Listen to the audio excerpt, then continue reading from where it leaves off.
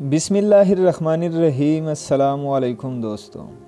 دوستو، corona virus نے پوری دنیا کو اپنی لپیٹ میں لے لیا ہے اور کہا جا رہا ہے کہ سعودی عرب میں اس سال کرونا وائرس کی وجہ سے حج کی ادائیگی بھی نہ ہو سکے گی۔ دعویٰ سامنے آیا ہے کہ سعودی عرب میں خراب حالات جیسے بغاوت کے کچھ واقعات بھی سامنے آئے ہیں، اہم جرنیل اور شہزادوں کی گرفتاری بھی سامنے آئی ہیں، مگر اب سعودی عرب سے ایسی خبر سامنے آ گئی ہے کہ مسلمانوں کے دل توڑ دیے ہیں اور ہر کوئی حیران اور پریشان رہ گیا ہے۔ ذرائع کی جانب سے دعویٰ کیا جا رہا ہے کہ اس سال سعودی عرب میں حج کا اہتمام نہیں کیا جائے گا اور اس سال حج نہیں ہوگی۔